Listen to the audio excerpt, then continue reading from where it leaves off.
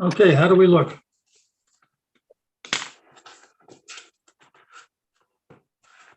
You look good. We're ready to go. If right. everyone is here. Okay, good evening, everybody, and welcome to the Board of Selectmen's meeting on Wednesday, October the 19th. Do we need a motion to start a meeting? No. Should know that. No, you just- Oh, The chairperson just needs to declare it open. it's declared open and we've got a pretty busy night, but before we start, just a couple of announcements, if I could. One is the important one. I don't know if everybody's aware of it, but it's Calantha Sears on Monday turned 101 years of age. Which is Hey, happy birthday. Happy birthday. exactly. And I had the pleasure of working with her on the development of Lodge Park, and I'll tell you, just a tireless worker, always pushing. And so, Calantha, happy birthday from me to you. Happy birthday, Calantha. Secondly, I'd like to thank Kristen Taylor. I don't know who attended the farmer's market, but it was a spectacular success. I had a appliance repairman over here on Monday, and he asked me if I had gone to the farmer's market. And I said, yeah, I was down there. And he said, where did you park? He said, I parked a mile away. He said, and I have to tell you, it was worth it. He said, it's one of the best markets I've attended. So Kristen, thank you. And a last comment on Danny Gavine, the DPW worker, for all you boatsmen. If you see him, thank him for the great job he did on cleaning the ramp of all the seaweed to make it easy to negotiate. So just give him a thanks, Danny. Okay, onward and up. Mark? No, I'm all set, Mr. Chairman. Okay, do you want to make the announcement? Okay, do you want me to do the opening comments? Yeah, Okay. All right, I can do that. Change your plan. I know. I thought Josh was doing that. Doesn't matter. Whatever the chairman wants. Okay. Go ahead, George. You go ahead, take it away. Go ahead. All right, so I'll do it then. These are the mundane announcements for the most part. Curbside fall leaf pickup every Monday. Leaves must be in biodegradable bags only. No open barrels, roots, root balls, or branches bigger than 4 inches in diameter. Bags must be out by 7 a.m. on Monday mornings. The compost area is open on Wednesdays and Saturdays from 9 a.m. to 3 p.m. 2022 resident sticker is required. Visit Nahant.org for a list of accepted material. The last day for recycling for metal, white goods, TVs, computers, etc. is Saturday, October 29th from 8 a.m. to 12 p.m. noon. Behind the DPW on Flash Road, 2022 resident sticker is required. Certain fees may apply. Visit Nahant.org for more information. There are some boards, committees, councils with some vacancies. The Housing Plan Advisory Committee is seeking applicants. The Conservation Commission is seeking applicants, and the Cultural Council is seeking applicants. Send letters of interest to ktaylor@nahant.org. Now, mail to Kristen Taylor, ktaylor@nahant.org. Sending it to Tony or mentioning it to one of the selectmen or commenting to the committee chair, that doesn't count. You have to send your email to ktaylor@nahant.org and express your interest and take it from there. The Police versus Fire second annual charity softball game is Sunday, October 23rd, starting at 11 a.m. at the Lowlands softball field. Let's see, Yeah, I just want to know if Tony's decided what team he's gonna play on this year. Hey, who won last year's I contest? think he better get on the police department because they lost, right? I'm supportive of both groups. Yeah. Beautiful. Who won last year? The fire department won last year. Fire department. Water, sewer, and trash bills are due October 24th, 2022. Contact the treasurer collector's office with any questions. Textiles and mattress ban goes in effect November 1st, 2022. Visit the trash recycling page at nahant.org for instructions and information. We talked a little bit more about this last week, but the ability to throw out mattresses and certain textiles is going away. So there's some instructions, I think, on the website that tell you what your options are. And that's it for opening comments. Okay, Mark, you want to take the new business? Sure. Next is water and sewer bills. I move that the Board of Selectmen vote to approve committing to the Board of Assessors unpaid FY22 unpaid utility and rubbish accounts in the amount of, I don't have the amount, Tony. The total amount is $90,371.20. So read, as presented by the treasurer collector, to be added to the annual tax as a municipal charges lien, to be subject to the provisions of the law relative to interest on taxes. Seconded.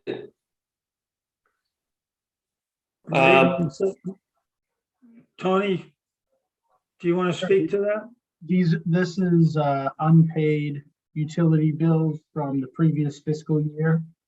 We sent out late bills back in July to folks who hadn't paid yet, and put notice on the digital message board coming into town. We received quite a few payments, between that time. 90,371 is actually pretty low for what we typically end up with at this time of year, except for the COVID year. We had a higher amount, but this is actually pretty good. So I would just add, Tony, that people who are watching, if they have a problem with paying these bills, to come up and see the treasurer collector. They can make arrangements, perhaps, and maybe it's a payment plan or something along those lines. But don't ignore it, is what I'm suggesting. Don't let it go to a lien, and we can help out in any way we possibly can. But we're required by law to collect these fees. Thanks, Mark. Okay, motion made, seconded, and discussed. Roll call vote. Josh Hanford, mine. Mark Cullen and I. Gene Canty, aye. Okay, I move that the Board of Selectmen vote to accept the new senior citizen and veteran work off abatement program and policy as presented. Seconded. Discussion. I want to thank Sheila, our town assessor, and Don Lazar, our veterans service agent. We have introducing the veterans work off abatement program was approved at a previous town meeting. We've been working hard to integrate this new program into the existing elderly work off abatement program. It's a great opportunity. It's a great way to provide a little extra help to the town, different departments, and it works out to about 105 hours.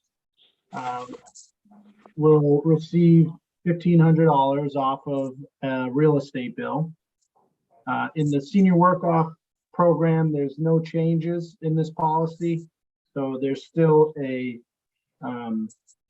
income requirement and an age requirement, which is dictated by the law, by Mass General Law. And the new part is introduction of veterans. So no age, no income requirement. If you're a veteran and you own property in Nahant, you are eligible to participate in this program. Not it's the property owner that has to meet those criteria. The person putting in the hours doesn't need to do that. The person putting in the hours can transfer that or volunteer that to a property owner that meets those requirements, whether they be elderly or a veteran. Of course, as well as the property owners themselves, they could do the work as well. But it's a great program. If you're interested, it's on the information's on our website, but you can call the town hall. You can talk to Sheila Hamilton in the assessor's office or Kristen Taylor in the Board of Selectmen office to inquire about potential opportunities. We have a lot of elderly work off abatement program workers in the town hall, at the Council on Aging, in the assessor's office, sometimes working upstairs in the treasurer collector's office. We've had them work we've had them work at the fire station with different clerical tasks. So there's a number of different opportunities, and it's a way to get $1,500 off of your real estate bill. Tony, couple of questions. One, is there a cap on the number of participants? No, there is not. Okay, and secondly, the deadline dates, when they seem a little confusing, 22 to 23. Is that open for enrollment now? It is open for enrollment now. The schedule goes from August to July, actually. But it's 105 hours. So, you could apply today, get in the program, and as long as you complete that 105 hours before the end of the calendar of the program, you'll be eligible. It has to do with when the abatement has to be recorded. So it's on like a finance schedule instead of a calendar year or fiscal year. So enrollment is open now. It is. Great, okay, thank you. Roll call vote, Josh Hanford, Mark Cullen, aye. Gene Canty, aye. I move that the Nahant Board of Selectmen, that the Board of Selectmen vote to approve the water sewer debt sheet in the amount of $834,589 for FY 2023. Seconded. Discussion, So this vote is part of we actually typically do this earlier in the year. So we're doing it tonight so that we can include it in our tax setting of our tax rate, so that we can get our real estate bills out on November 1st.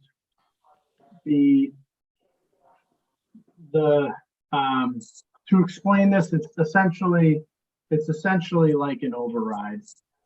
This is the debt payment on costs associated with water, sewer infrastructure work. So instead of raising the funds to pay this year's debt through the utility rates, we're raising it on the tax bill. Similar to, let's say, the town voted to include an override to build a school, and then that extra amount layered on top of your tax rate. It's the same concept. So this is raised on the property side, and we use this money to shift into the enterprise account so we can pay down that debt.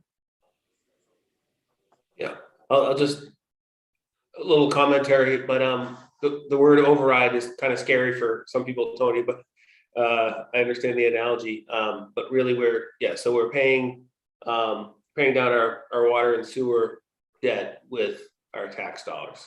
But there's no change to our tax rate or to our water and sewer rate.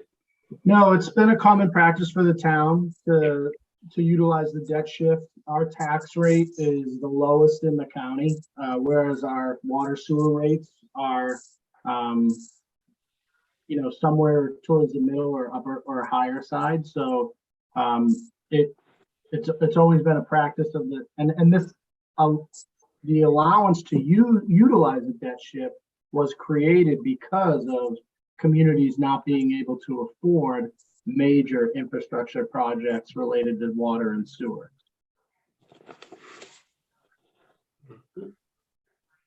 Any further discussion? I just add on to that, in fact, it is a debt exclusion override. I think technically speaking, it probably is an override. I think it is necessary. I think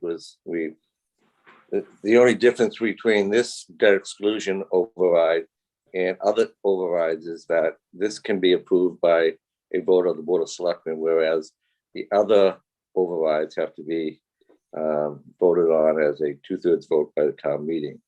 So it's a little different. And the other thing is, Tony's right. I mean, it balances out how we pay for things, I think, in an equitable way. And one of the things that residents can do is on their property taxes. I know there's a cap on it, but you can write that off in your property taxes. I mean, on your federal and state income taxes. You can't do that on fees paid for utilities like water and sewer or rubbish. So I think it's a fair thing. I think it balances things out a little. And I noticed that I think last year, do we implement this? There was a discussion about nonprofits contributing to this. What are we doing that this year with the debt shift? Yeah. So this year's debt shift is around $30,000 less compared to the years before. I mean, it's a different amount, but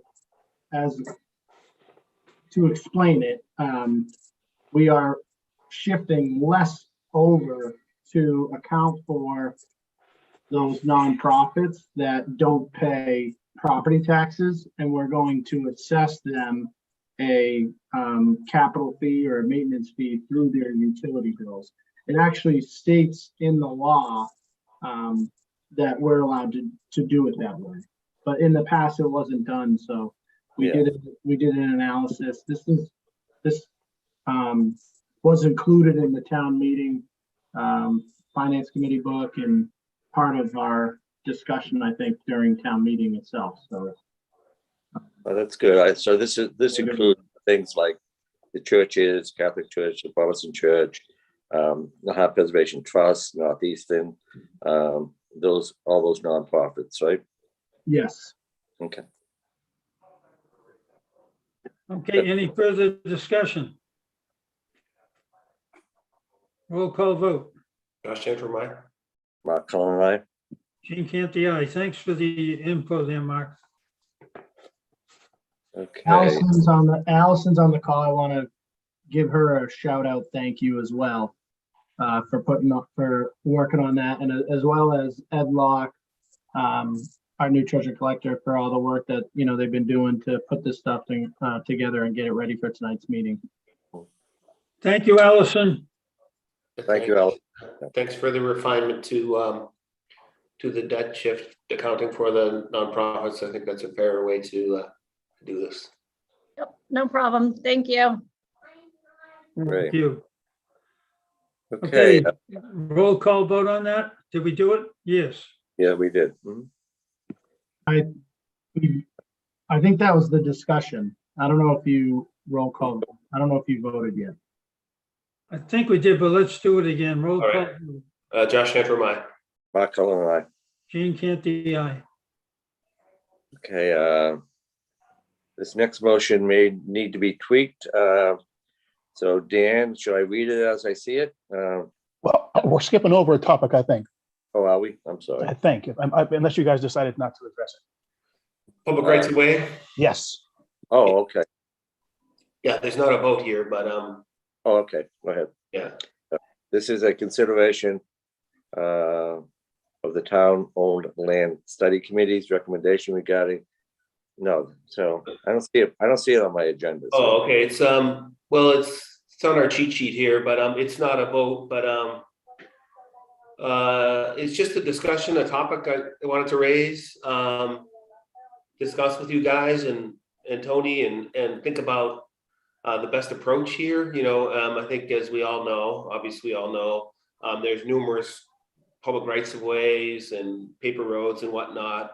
And I know, you know, from earlier discussions that a lot of work's been done on that. Some of the hard work's been done on that. Some surveys conducted and letters sent out and all that. I guess what I would like us to commit to doing is making that a more publicly noticeable thing, at least for the areas that we have mapped out. I know we're sort of partway done with the town, but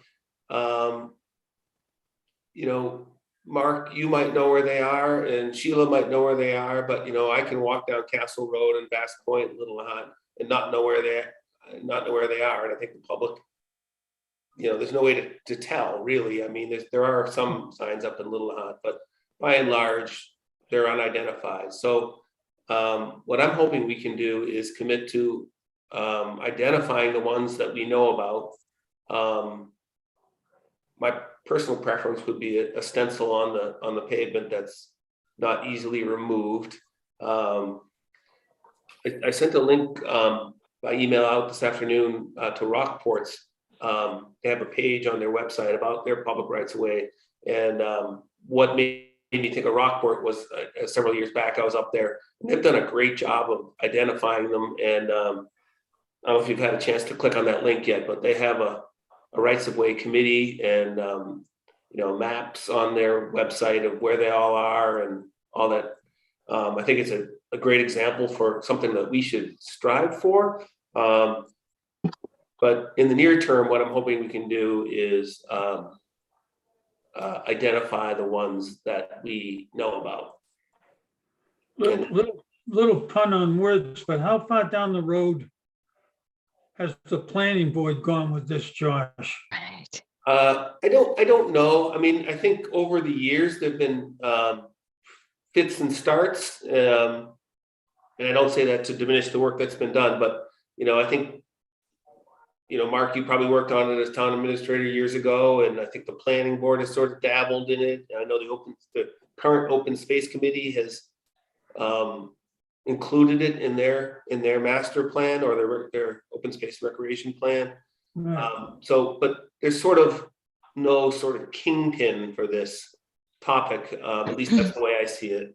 And we can talk about it at another meeting, you know, once we've had a couple weeks to ponder it. But I kind of like the idea personally of forming a dedicated committee because, you know, just as you mentioned, Gene, you know, is it the planning board? Is it the board of selectmen? Is it the town administrator? You know,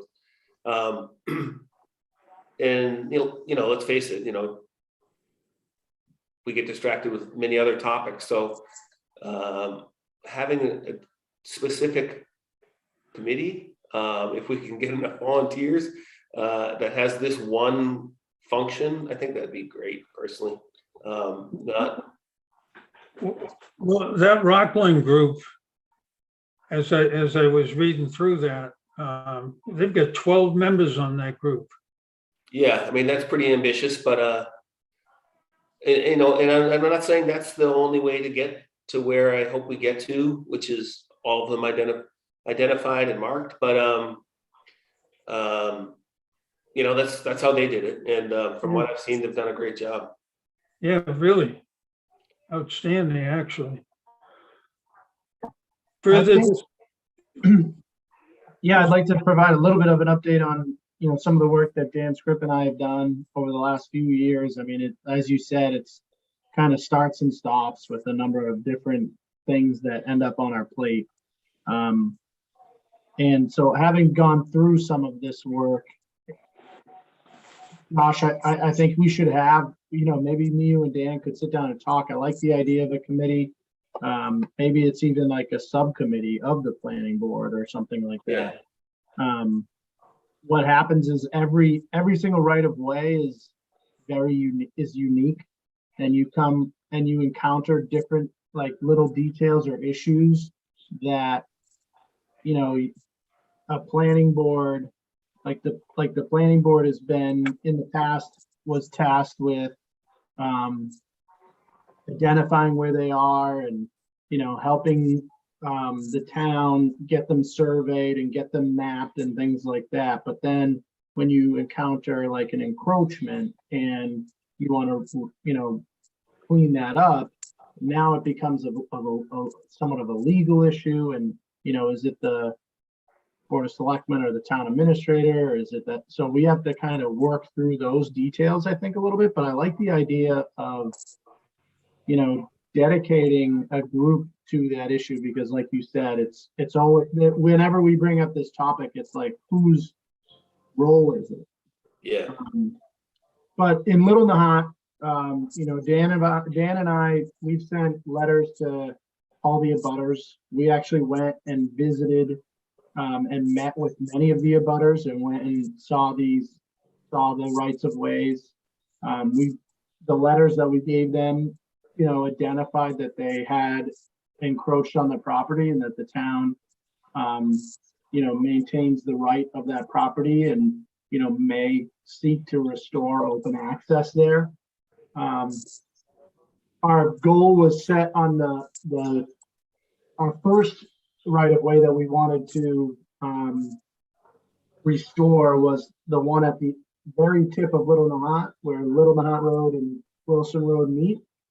I think Dan is going back and forth with the abutters, dealing with the legal process there that we're trying to clear up.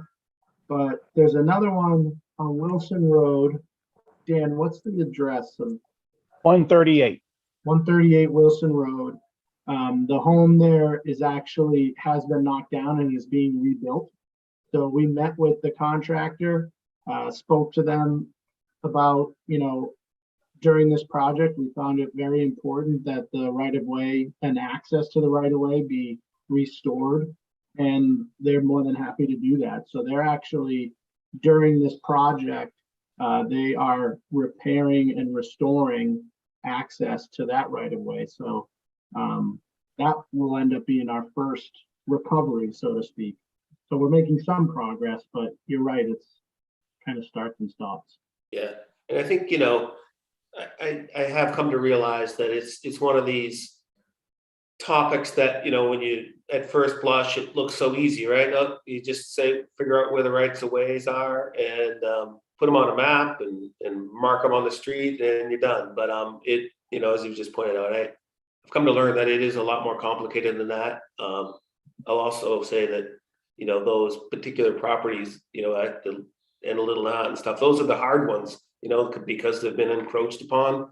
But what I'm hoping, part of what I'm hoping this effort will do, of course, is inform the public where they do have public access, but also prevent continued encroachment. I mean, it just keeps happening. And when you take something that doesn't belong to you, it's called stealing. So I'd like to put an end to that as well.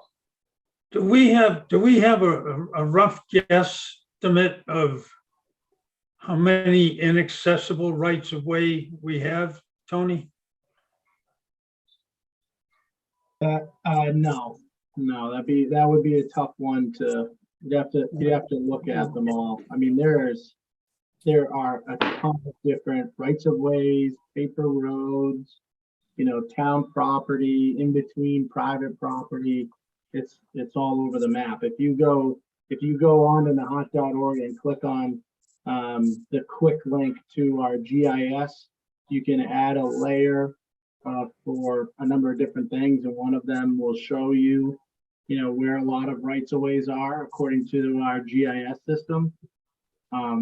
But yeah, I couldn't put a number on it off the top of my head. Now, if somebody's been using those rights of way for a number of years. Dan, you answer this, I'm sure. Do they have any kind of prescriptive rights to that property?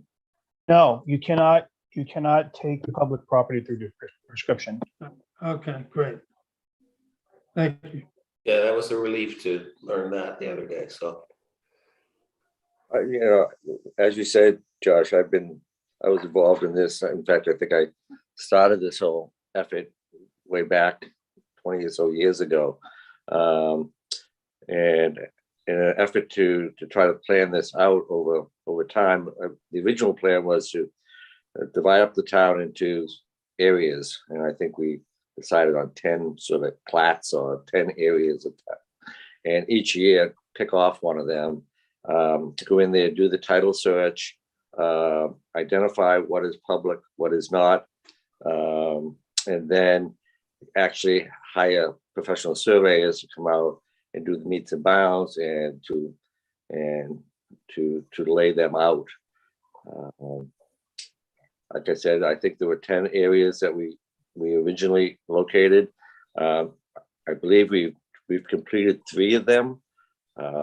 Little Nahant, then from Little Nahant to sort of Castle Road and Fox Hill Road, and then from, I think that was area 2. Area 3 was basically Spring Road and west over to Castle Road and following Flash Road.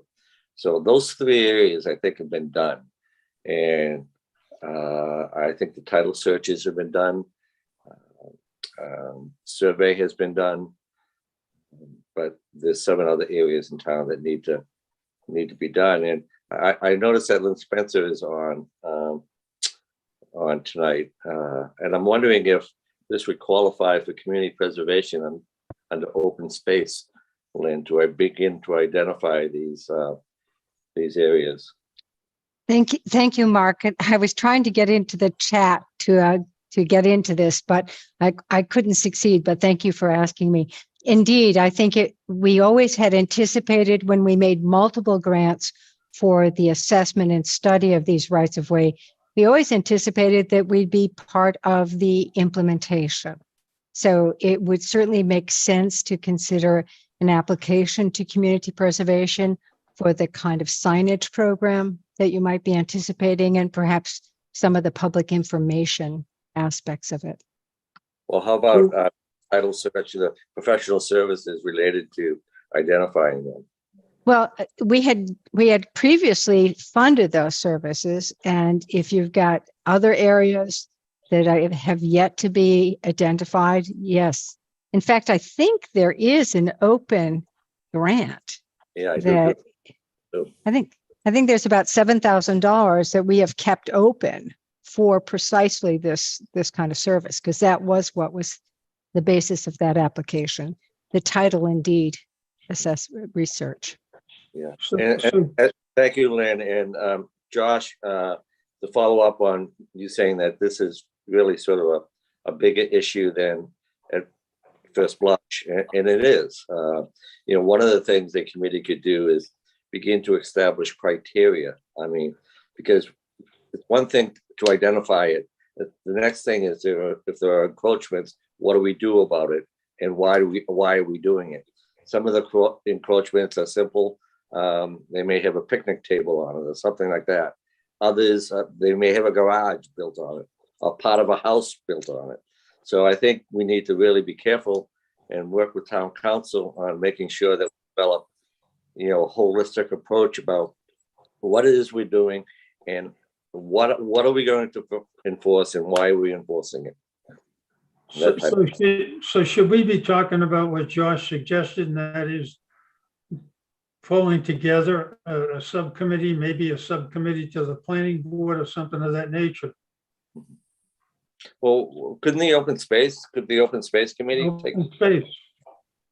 Yeah, I'm just worried about assigning it to a committee that has a lot of other responsibilities that pull them away from this task. I'm not,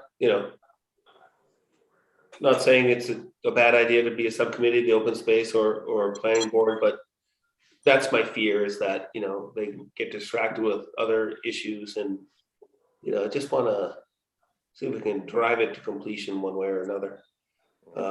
So maybe I guess what I'd suggest is that we mull it over for the next couple weeks, and talk to Tony and Dan, and maybe we can sort of get some better ideas on the best approach, and maybe at the next meeting we'll have make whatever the recommendation is that we want to make, and vote on that. Because we do have the lands committee also in existence. Yeah. I mean, there are, between the planning board, open space, and the lands study committee, I think we may have the people there. Yeah, I'm not familiar with the lands committee. What's that? I think he means the one on the next agenda item. Yeah. Town-owned land study Oh, committee. Town on Land Study Committee, you're right. I mean, that's their job, isn't it? That's if we want to sell the property. The I know. Town on Land Study Committee mission needs to be revisited anyways. It was originally created for a specific sale. Addressing that in an upcoming town meeting might make sense. So yeah, that might be a good spot for it. Okay. All right. okay, ongoing business. Okay, talk about the town-owned land study committee. Again, Dan, if I need to edit this motion, let me know, but I move that the Board of Selectmen vote to declare that the part of 6 Antigua Way, Nahant, Mass, that rests upon the discontinued portion of 6 Antigua Way is now available for disposition.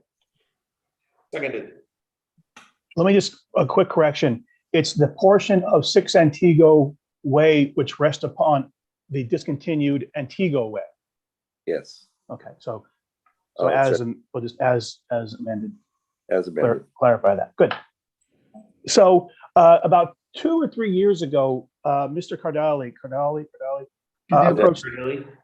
approached us to ask if he can purchase that portion of his, it's basically his flower bed and the entrance to the principal building that encroaches upon Antigua Way. And it's been there for decades. It's just one of those things that happened back in, who knows, the 40s or 50s, that's at the back of a dead end street that goes nowhere, that no one really took attention to until he was attempting to, I think, put his house in a trust or something like that. And they came up with this cloud on title.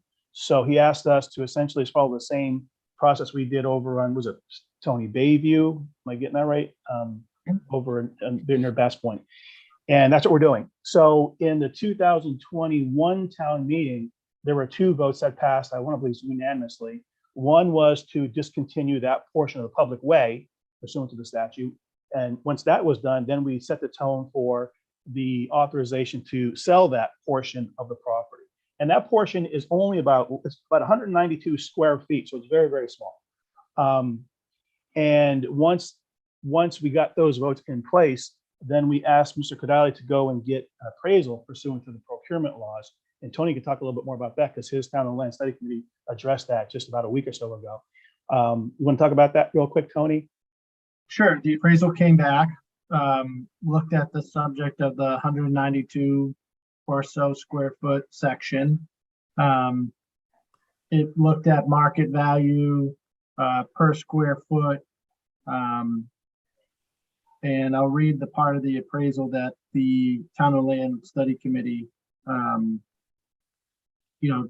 based their recommendation on. Market indicates vacant land to have an estimated value of $29 to $58 per square feet. Location, topography, and view all affect that value. Based on research, the value range for this piece of property is $5,568 at the lower range and $11,136 at the high. due to location of the land in question, estimated value would fall in the lower range. So the Town and Land Study Committee felt it's important that we follow the recommendation of the appraisal and voted to recommend that the Board of Selectmen put this 192 square feet up for sale. The procurement rules require that we come up with that estimated value. And Dan, do we actually set a minimum amount, or is it just? We could, but we don't have to. At the end of the day, if we receive an offer on a property that's below that amount, we can reject it for that particular reason. Or if the board wishes tonight, they could set that minimum, but there's really no need to. The importance of that number is that if we sell the property for less than that number, we have to give a bit of an explanation and publish it in the central register, which is just a pain in the butt, to be quite frank. And there's really no reason to do that. And it does kind of set a tone for accepting a price for property less than its estimated value or appraised value, which probably is not a great idea. So we could do that, but I don't think we need to at all. In fact, Since that's the value based on procurement thresholds, we don't need to post this in the central registrar or, request bids of so many or put it in the paper or anything like that. We can just use best business practices. So the recommendation that we talked about with Dan and the Town and Land Study Committee was that we would just leave it open for 30 days. that's fine. Yeah. And have, anyone interested, which we believe there'll only be one bidder, submit their bid to the Board of Selectmen's office within the next 30 days. And then the Board of Selectmen can, vote to accept or reject. I will say this 192 square feet, if sold, will not change, anything on Antigua Way as you see it in person on the ground. The road actually is not where it's supposed to be based on the map.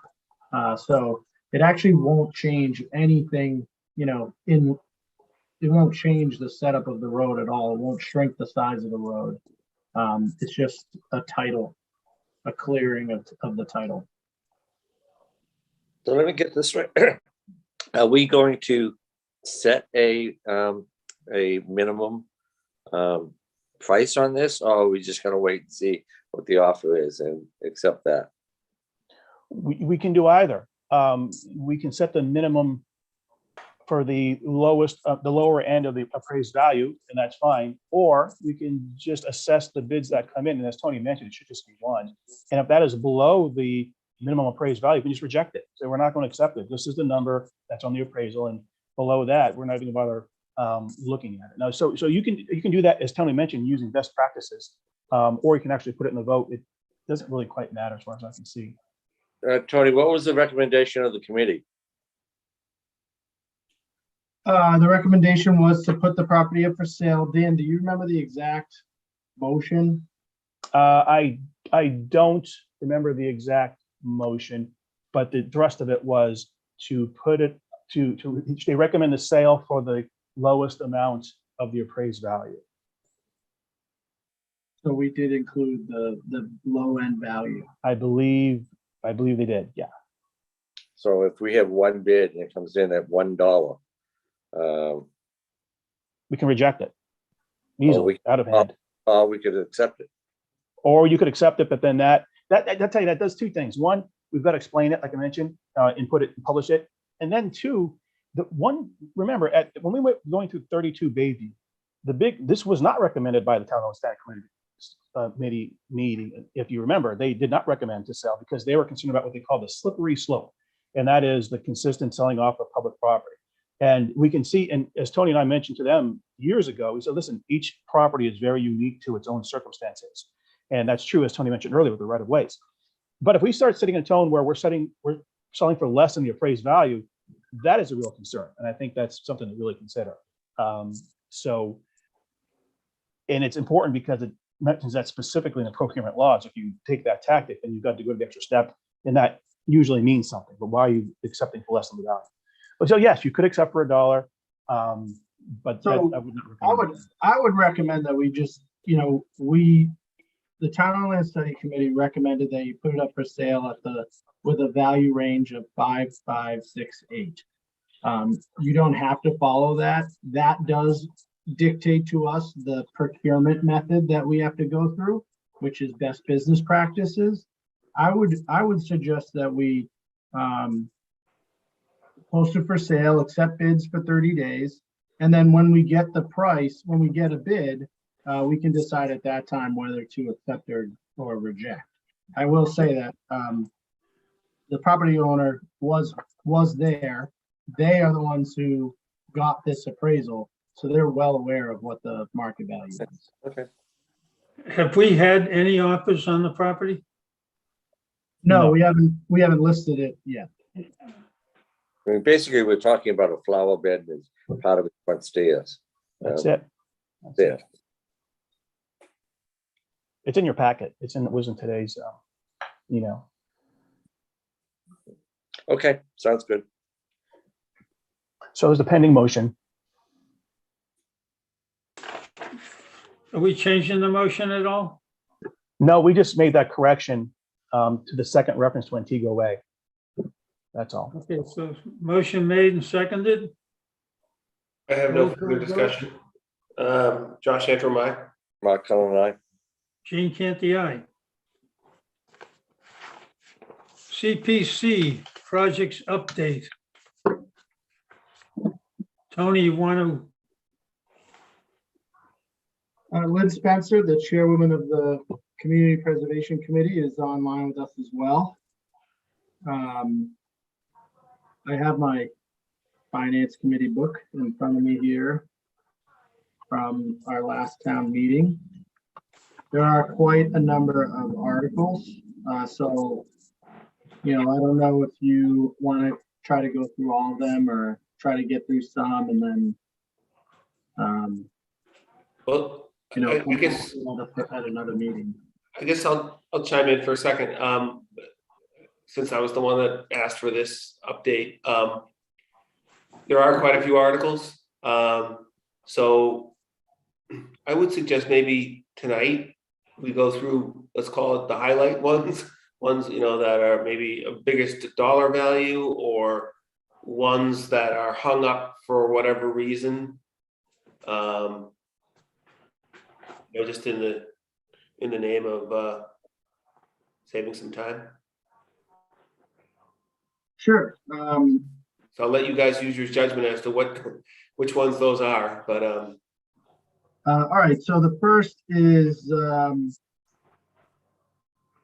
was $18,464 to document conservation and digitizing of historic Johnson School records now in the care of the Nahant Historical Society. Lynn, do you have any update on that one? Okay. The second one is $64,000 for community preservation revenue. Sorry, I didn't realize my mic was muted. Sorry, Tony, I was saying I can roll through all of these. I've actually done the research on the back ones as well. But the Historical Society Conservation Grant is in process right now with Northeast Document Center. Okay, great.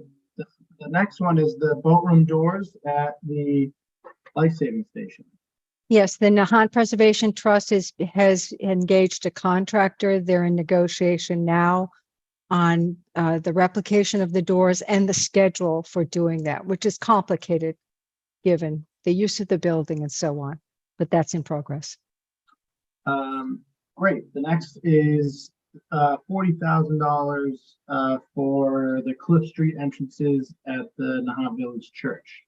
The architect, Patrick Guthrie, has been working with the village church. I have reviewed the plans. They're in pricing right now with contractors. So yeah, very much in progress. That would not be work that would be implemented this autumn, but would be a project for construction next spring.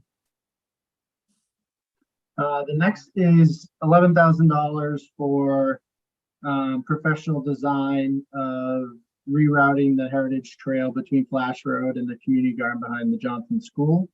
I know Principal Andrews reached out to me the other day. I asked him to hold on it for now.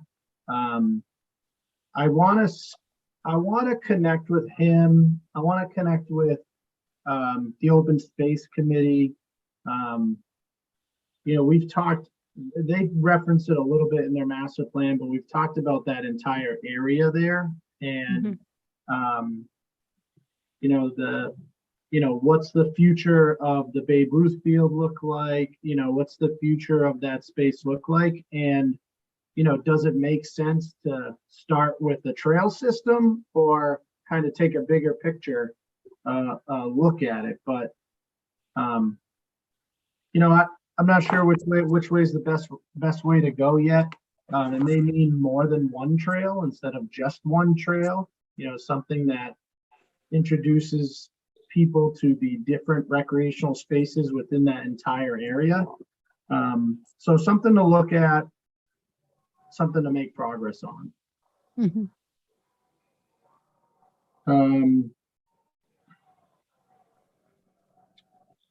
The next was $75,000 for the housing production plan, which, as we've spoke about recently, we've signed a contract with MAPC and a contract with Stantec regarding the housing production plan. We formally created the subcommittee last Board of Selectmen meeting a week ago. I've sent emails out to the chair people of the committees identified in that for the subcommittee. And tonight we announced that it's open. The 3 resident at-large seats are open. So I would say we're about a month. We're a month behind, I would say, as to MAPC's preferred schedule, but we're moving quickly now. So the idea of their schedule has us completing the plan by June of 23.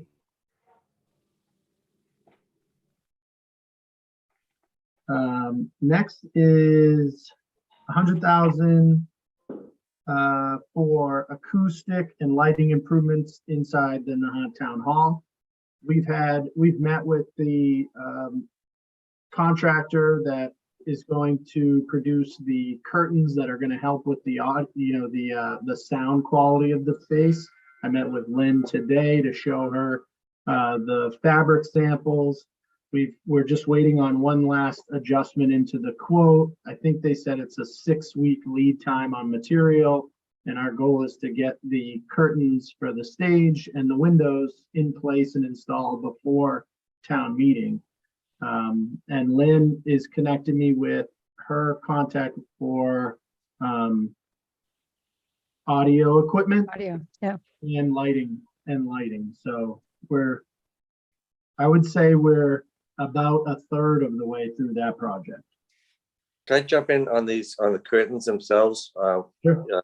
And Tony, are the curtains, the new curtains we're getting, going to be similar to what was there before? Have we looked at photos of the old curtains? I know I had taken those curtains down. I think they were asbestos lined or something. There was some hazardous waste or something with them. But they were pretty impressive prints on them. I was just wondering if we were trying to this doesn't have any special print on this material. It is rated for it's a thicker material that's well rated for sound quality. I consulted with Lynn and Sheila and Mary, other folks who have remember the old curtains, to make sure that we got somewhat of the right color. And I think we went with a burgundy merlot type, like a velvet feeling material. But no, I actually didn't know that the old curtains had a print on them. This material does not. Okay. So it'll have a straight valance, a wavy type valance across the top with new track system to pull those curtains back. I've talked to Lynn about potentially including a fabric material to hang on the back wall of the stage that would match the color of the wall. That would be new to help with that sound issue when the curtain is open. And then curtains on the windows are completely new. And basically we're trying to match the style of the stage curtain there. Good, great. Is that track system still functional, Lynn? Do you know? I really don't know. I mean, it was pretty complicated. It was complicated. I remember that. Okay, thanks. Next is the authorizing the borrowing for the rest of the public library exterior work and the exterior work for the, that was part of the procurement for the town hall. That project is completed and done. There's additional funds in there for the arch at Green Lawn Cemetery. And Lynn and I talked today about connecting with Design Associates who engineered the last Ellingwood Chapel project, who are also helping with the Village Church project currently. So we're going to reach out to them and see if they could help us set up a procurement to get the work started on the arch and potentially additional work on Ellingwood Chapel that an old CPC authorization from a couple fiscal years ago hasn't been spent yet. Yeah, there's $50,000 pending on that from 2019.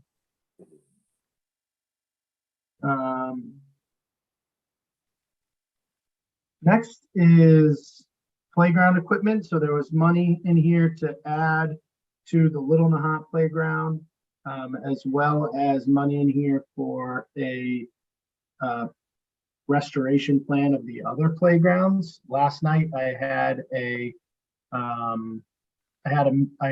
meeting with the Little Nahant neighborhood. Got some good feedback from the residents there. I'm going to share my screen to show you the equipment that we decided upon that we're going to put an order in for. This is it's a shipwreck climbable structure and a whale. Neither of these have any corrosive material, so they'll last well in this area. They meet our space and budget confinement, and they meet the recommendations of the neighborhood who requested a nautical theme. Great. Those won't be in until, over the probably early new year. And then we'll probably store them because we have to pour cement pads. So in the spring, we'll pour the cement, we'll install those, and then we have money from FEMA to restore the surface of the playground as well.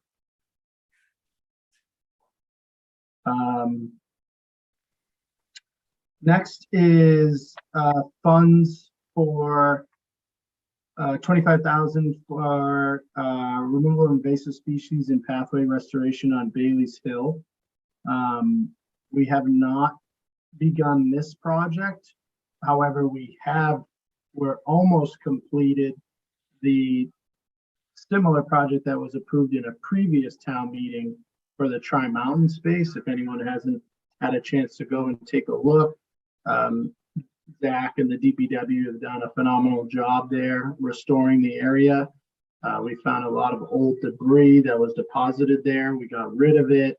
We removed a lot of invasives. Our next step of that process is to bring back native plantings, some signage, some seeding, things of that nature. Let's see. $4,500 for a blueprint plan with best practices, principles, and strategies for successful maintenance of East Point. A draft maintenance plan has been completed. Yeah. The Friends of East Point really led this process. I think the next step is for us to review that and put it in front of the Board of Selectmen for acceptance. So that's 90% of the way complete.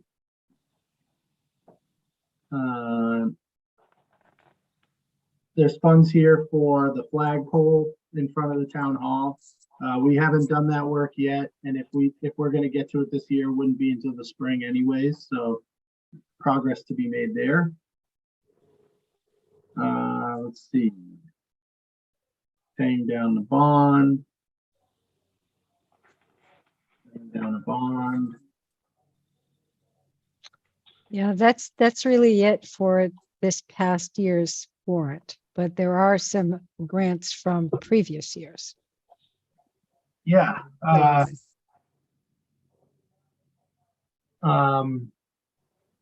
Remind me, Lynn. You and I Okay. went through them all earlier today. I know, we went through this.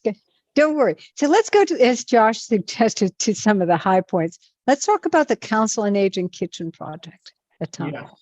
Yeah. Okay, so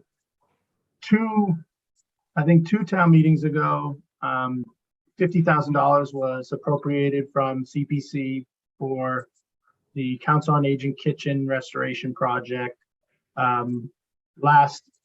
This current fiscal year, we have received a $50,000 grant through our state delegation, through the state budget, that needs to be spent before the end of this fiscal year.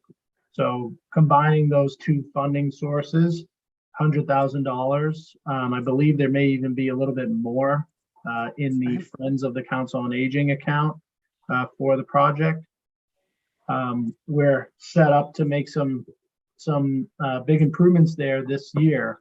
This week, I believe tomorrow, if not tomorrow, early next week, I'm meeting with an engineer who specializes in this type of project. The procurement on this is very complicated because there's so many different subs that are going to be involved in this project. So our next step in the progress is meeting with them and showing them the space and coming up with a game plan and a strategy. But our goal is to get that project done. At least we have to spend the $50,000 from the state before June 30th. So at least spend half the budget, get through half of the spending by then. And we'll have to find a temporary location for our Council on Aging during construction, but that's going to be a big project. Just a quick question, if I could.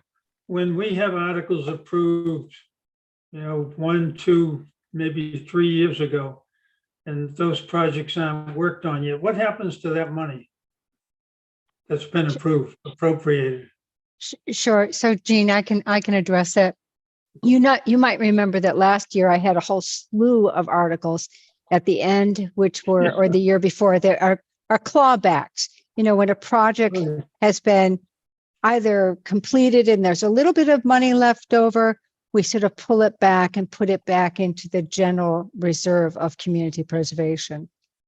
If a project has not moved at all, and honestly, we've only had one in my recollection that wasn't going to move, we then pulled it back into the fund.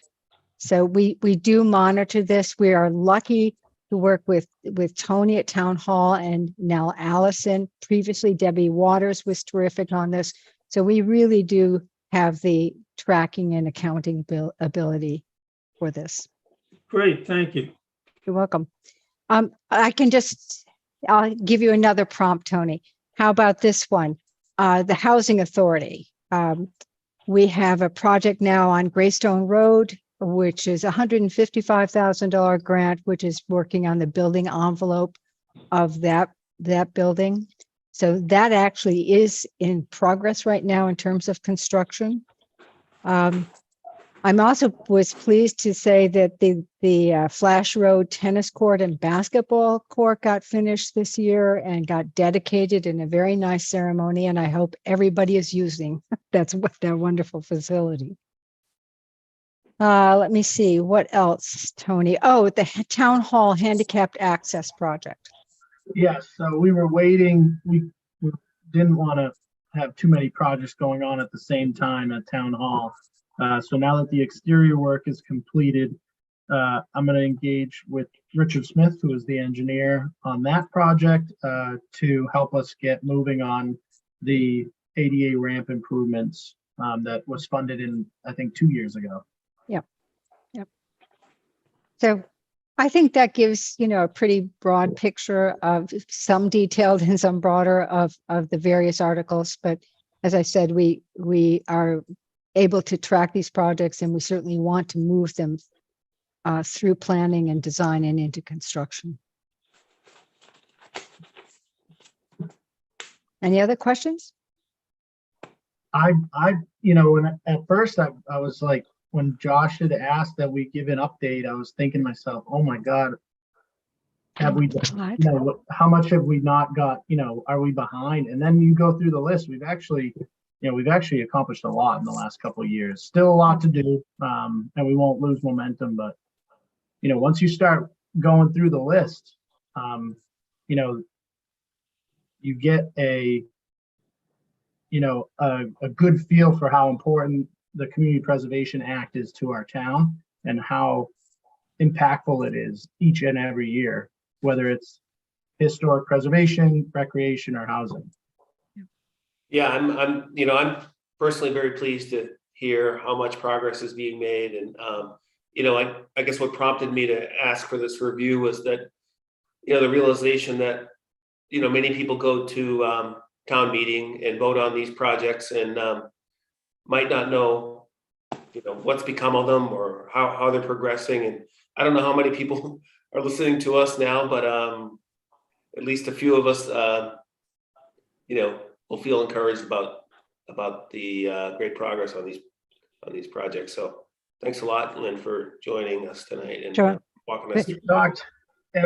We've talked, Lynn and I have spoken many times too about a CPC plaque or sign, to install at these locations that we really, really need to do, because we could put up 10 of them tomorrow if we had them. Yeah, That's true.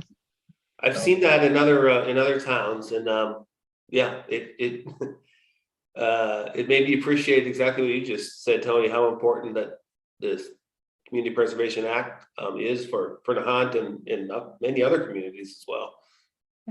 Lynn, when did we adopt this act? 2004? 2004. Yeah. I'd be amiss to say, Lynn, you initiated the whole discussion about this when the act became public.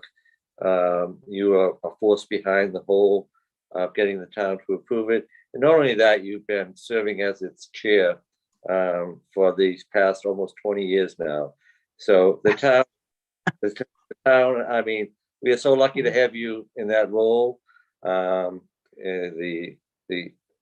time you put in, the detail of your reports in the Finance Committee book is outstanding. So I really am thankful for all of you've contributed over these past 20 years.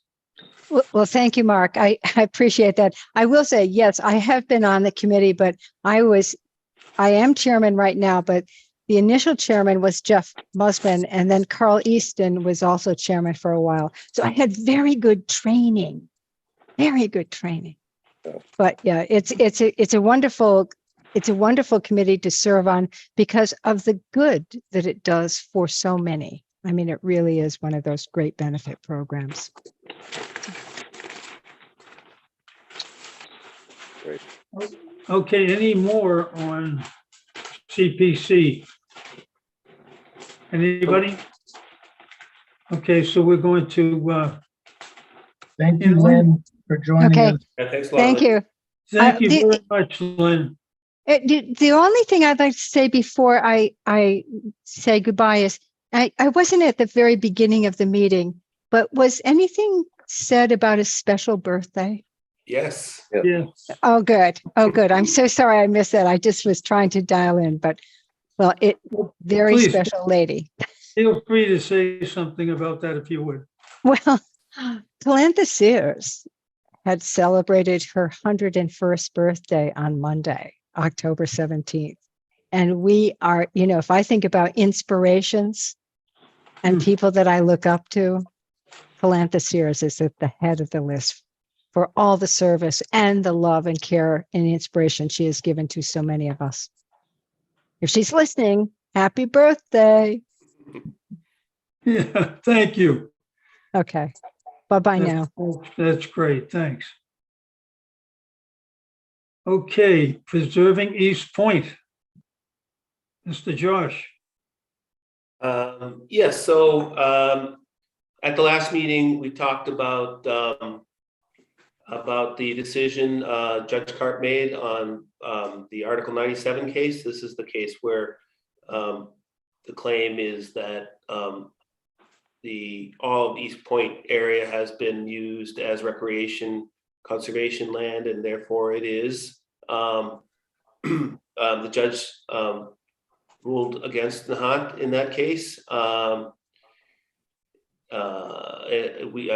just saying that we will be appealing that decision to the courts. And I also want to remind folks that this did not come at any expense to the town's taxpayers. This is paid out of a gift agreement with Nahant Preservation Trust.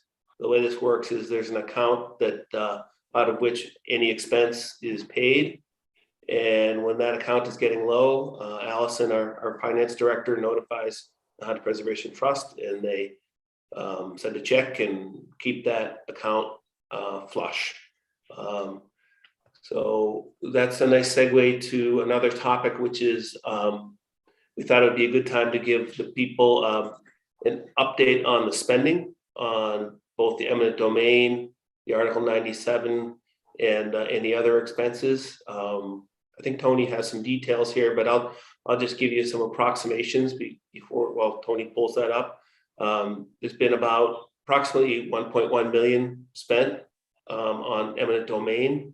Again, that's all paid out from a separate gift account that has $3 million donated to it. It's a lot of money, but here again, none of it is raised by taxes. It's all private donation. The Article 97 case, somewhere in the order of $300,000 to $400,000. Again, no taxpayer dollars involved there at all. And the third expenditure is about $46,000 in legal expense for the Conservation Commission and the Planning Board. Those legal expenses are due to the size of this project, which is far beyond anything either of these two committees has had to deal with, since it would be the biggest project in the history of Nahant.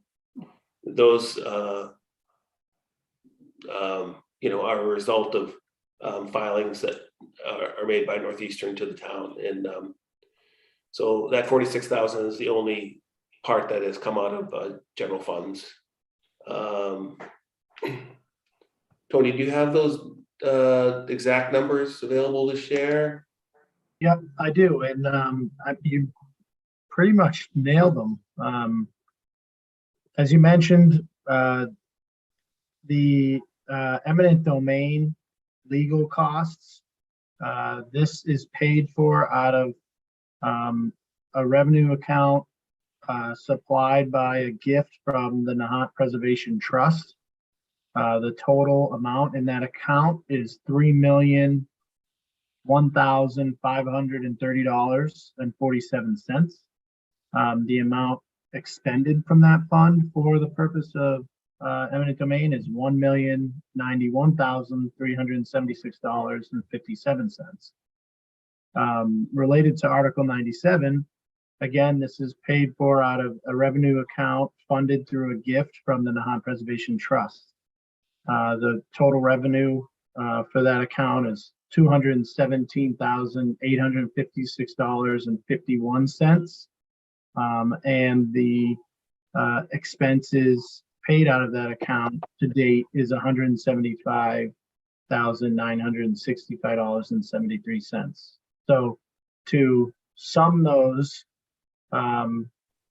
you have $3,219,386.98 in gift from the Nahant Preservation Trust for those two different efforts, and $1,267,342.30 has been spent on legal expenses. Separately from those two, the town has solicited legal counsel for help with the permitting process related to the development. So that's associated with the planning board and or the conservation commission. And the amount spent there is $45,265.50. That does come from the general fund account.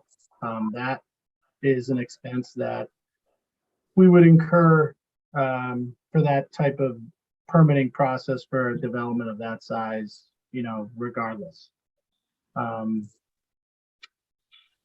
There have been other expenses related to the Conservation Commission process, like cross-reference of the ENF, but that is actually paid for by the applicant of the permit. I don't have that number. I don't have those numbers. I guess the key point there is that it's not paid from the taxpayers' funds. Right. Yeah. So Tony, as I understand it, that $46,000, not talking about Article 97, or talking about eminent domain, these are funds necessary to support legal expenses that would normally occur in situations like that. Right. The size of the application that went through the Conservation Commission, the process that went through their multiple different applications, and literally the size of that development triggers a site plan review by the planning board. So all of that expense is caused by that permitting process. So it's completely separate from, any Article 97 or eminent domain effort. But just to set that straight, this again has nothing to do with anything else other than the fact that Northeastern was doing work. We had to support the Conservation Commission, and we had to support the who else was in there? Planning board. The planning board, in their efforts to iron out whatever they had to during their meetings. Yes, you got it exactly right. And to be fair, some of those costs are offset by the cost of the permit application. Not all of it, but yeah, you have it exactly right. So what I'm trying to do is stick to what Mark said during several meetings, and that is that the town is not going to spend any monies on Northeastern's, on our defense of Northeastern's lawsuits. Is that correct? We're still at that point. Yes, no? I'm sorry, were you asking Mark or were you asking me? No, I was asking you, based on, Mark, I think we all agreed, we're not going to spend the taxpayers' money, period. And at this point, we haven't. No taxpayer money has been spent on Article 97 or eminent domain. If eminent domain gets to the point where we are need to pay the pro tanto, the $1.5 million CPC bond is available, but per the gift agreement, all of that $3 million would have to be spent first before we would take that bond. Right, thank you. Thank you, Josh, and thank you, Tony. You know, I just want to emphasize too that, you know, we refer to the gift agreement. That gift agreement is between the town of Nahant and the Nahant Preservation Trust. Well, that gift agreement is funded through donations of probably well over 500 residents of the town contributing to this cause. So I know that some people think it's one or two people, but literally it's hundreds of people who have contributed to this cause. And that's the result of the gift agreement. I did want to add a little bit more, Mr. Chairman, if I could. You can. I just want to mention the notion of compromise. Folks understand what's going on there. The town and the town's attorneys have made more than one overture to Northeastern on a compromise that would preserve the 12.5 acres, you know, as defined in the town meeting, but still allow their desired expansion. In fact, there were two made within the last several weeks, but prior to the Article 97 decision, and these have been rejected by Northeastern. So the town has offered Northeastern some flexibility, but Northeastern has remained firm in their commitment to developing this conservation land. This is not a case of the town not being willing to negotiate. This is a case of Northeastern not being willing to compromise. So they've had the opportunity, and we're certainly willing to listen if they want to come back to the table with an offer of their own. They know our stance. We're still willing to listen to any solution that will preserve these 12.5 acres as conservation land. So, you know, in summary, nothing has changed. We're fully committed to preserving the 12.5 acres as defined and supported in the 2021 town meeting. We're pursuing the same two legal avenues, the Article 97 case and the eminent domain case, to preserve this land. We have not spent any public money on either of these legal avenues. We're not swayed by the recent media blitz about the decision on the Article 97. We're not going to quit, and we're not going to give up. Thank you. Anyone else? Mark? No, it wasn't. I think Josh covered it all. So You did. Yeah, thanks, Josh. I think there are opportunities for the town in Northeastern. We're not against, you know, their program or their development. What we're trying to do is protect the 12.5 acres of conservation land. Okay, moving right along here. Tony, if you would, putting you on the spot here, but we've been getting nothing but articles in Facebook and the newspaper, and we've seen everything that's happening in communities around us. Coyotes, we're going to keep bouncing off of those for a while. Could you give us a quick rundown?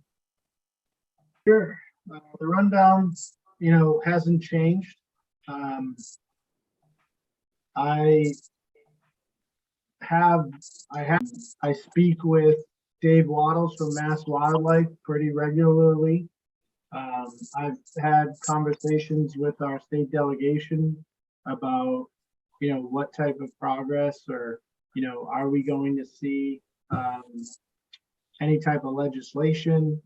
I went to an MMA, Mass Municipal Association legislative breakfast the other day.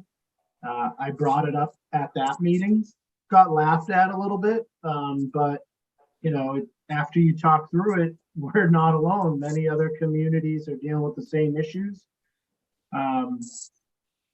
It seems like every time a news article is written about a coyote incident, you know, a flare up of emails or comments on social media occur.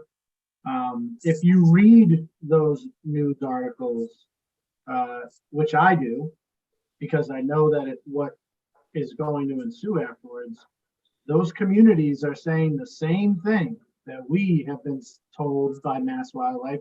They have been told the same as Mass Wildlife. The issue is that the options provided to us are very, very limited. And this isn't something, the comments of lack of action by the selectmen or by myself or the town, I understand that perspective, but, please understand that your selectmen are calling me every day. They're listening to you, they hear you. We're working on it. We care about you, the residents, and we care about your pets, and we're trying everything we can. We simply cannot break, the law or the regulations that are set forth by the state. We're continuing to push the envelope and try to seek creative solutions that are within the law. And we won't stop, pursuing that. I spoke with Dave, as I mentioned, I talked to Dave Waddles after the article that came out regarding Hingham. He had a report from that. The article was typically, as the media tends to do, the headline for the article was more alarming than the actual incident that occurred. I spoke to Swampscott Police Department about the incident that happened in Swampscott the other day. That incident was around 10 o'clock at night, walking on a dark road.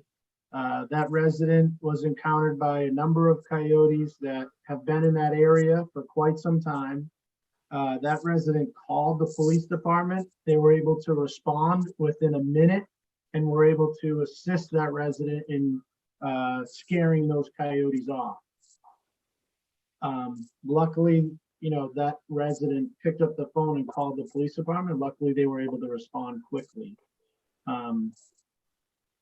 So, again, I push that if you do encounter this type of situation, that you follow the guidelines that we've put on online and that we've sent out to your resident about hazing techniques. I know that, the coyotes in Nahant don't respond as well to hazing techniques as they would in Western Mass or in other parts of the country even. But that is the best way to scare them off. Call the police department if you have a incident that's anywhere close to what happened in Swampscott, and they will respond immediately. As we've mentioned before, the state has authorized the town to attempt to dispatch the problem animal that was involved in the incident of taking a pet while on a leash. We've had 3 of those. It hasn't happened or been reported. Any incident of that has not been reported in months. So, if that coyote is a problem animal and is repeating that type of behavior, we want to know about it and we want to attempt to dispatch it. Again, our opportunities to dispatch are very limited. Our police department may shoot a coyote if it's safe to do so, but you have to understand that they need to know what they're shooting at, and they need to know that if they were to miss, that bullet isn't going to create some other public safety issue. So you have to understand, why it's limited, and trust me that your selectmen and myself are working on this on a consistent daily basis. And I'm sure I'll be giving another update, at the next meeting too. So Right now they are gearing up for winter, which is mating season and hibernating season. So they're hungry. Try to avoid walking in dark areas at night without, some sort of tool, a stick or a air horn or a whistle. Do your best to avoid those situations. And of course, do not feed wildlife. Make sure that your trash is covered. Make sure that you don't have compost or food sources available to them in your yard or in your area.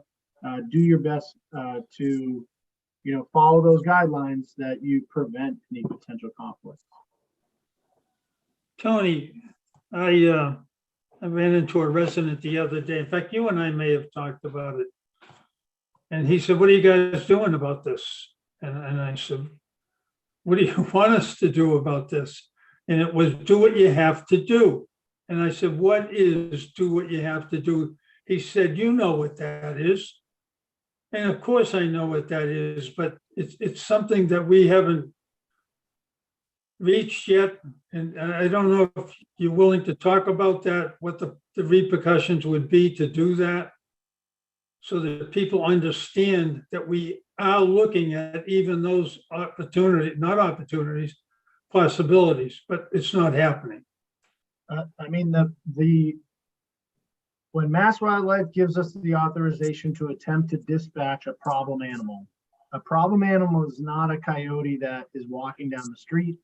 It's not a coyote that attacks a pet that is not being controlled or on a leash. Those are normal behaviors for a coyote. And I know that they make people uncomfortable. I know it's scary, but that is a natural behavior by a coyote. When a coyote shows an aggressive behavior towards a human or attacks a pet that's on a 3-foot lead, 5-foot lead, that is identified as a problem animal by Mass Wildlife. Again, I'm not the expert here. This is the information I'm getting from Mass Wildlife. When that incident occurs, they give us the authorization to attempt to dispatch that problem animal. If you cannot identify that problem animal, you're allowed to take 1 or 2 coyotes. And if an incident does not occur again, then the assumption is you got rid of the right one. If the incident occurs again, you're allowed to go and take 1 or 2 more. When I say dispatch or take, it means kill the animal. There is no relocation. You are not allowed to take a problem animal and put it in another community. You are killing that animal. So whether you do that by trapping or by shooting, even if you trapped it, you would kill it after you trapped it. Now, the problem with trapping is that's only allowed to be done by problem animal control officers. We've called a number of them. None of them really do the work because of how ineffective the trap is. It's basically a cage the size of a table that coyotes do not enter. You have to bait to get them comfortable, which then creates more problem animals because you're feeding them. And the stat that Dave Waddles gave me was in the last decade, in all of Massachusetts, only 3 coyotes have been successfully trapped in that cage. So it's a waste of time, and it creates more problems than solution. Shooting can be done by a police officer or an environmental police officer, which our police have been authorized to take a coyote if they are in a safe place to do it. But we're such a dense community.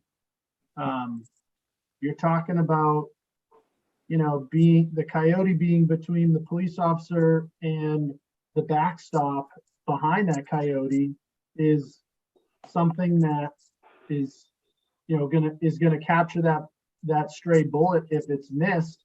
and not going to create another public safety issue. Certainly doing that at night when it's pitch black, you don't know if somebody is on the other side of that bush or tree, so our police are not going to be, taking coyotes regularly because it's very limited that they're going to be in a safe position to do so.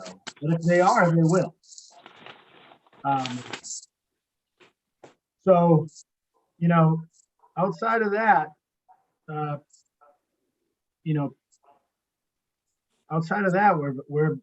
not allowed to do much else than that. So that's why we're working with the legislators to try to change the law that when you have a problem animal, you're allowed to use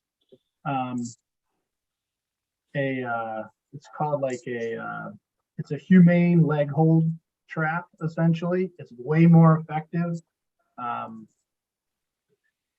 But right now that's illegal because of the 1996 ballot referendum vote.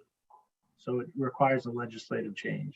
So I understand people say you're not doing anything and you need to do this or do that, but we're the government as well. We can't break the law. Yeah, I mean, our legal options for killing these coyotes, that's what we're talking about, are extremely limited. We're looking into legal methods within that extremely limited scope. I agree, Tony. We're going to need some help at the state level with legislation. It's not just Nahant that is facing these issues. We see the articles about Swampscott, Hingham. I ran into an old friend at Linwood's just a couple hours ago who had pretty bad episodes. So there's issues in Lynn. Fact of the matter is the coyotes do cross the causeway. They don't see Nahant as a unique smallest town in Massachusetts. It's just another place to them, and they cover a lot of ground. It's going to have to be approached at a state level, but within the legal confines of what we can control in Nahant, we'll do everything we can within those legal limits. And I'll just touch upon the problem animal control officer question. People say, "Oh, just call a pack and get rid of them." When you talk to the pack and they tell you, "Don't waste your time because it won't work," you have to kind of take them at face value. I'm paraphrasing, of course, but that's effectively what they're saying. And I'm sorry that that's bad news for some people, but yeah. I just want to reiterate for those who are listening and for those who watch this later, each one of your selectmen talk to me about the coyote issue every week, sometimes every day. Every day. And it's frustrating because we have so much stuff on our plate, but we know it's important, and it's frustrating. And the fact that we're so limited on what we can do, that is frustrating for us, for the board, to not be able to be more responsive to the residents. But it's not for lack of trying. I can tell you that. Well, I appreciate the input, and I think that the audience appreciates the input, and we'll continue to look for means of I think taking this.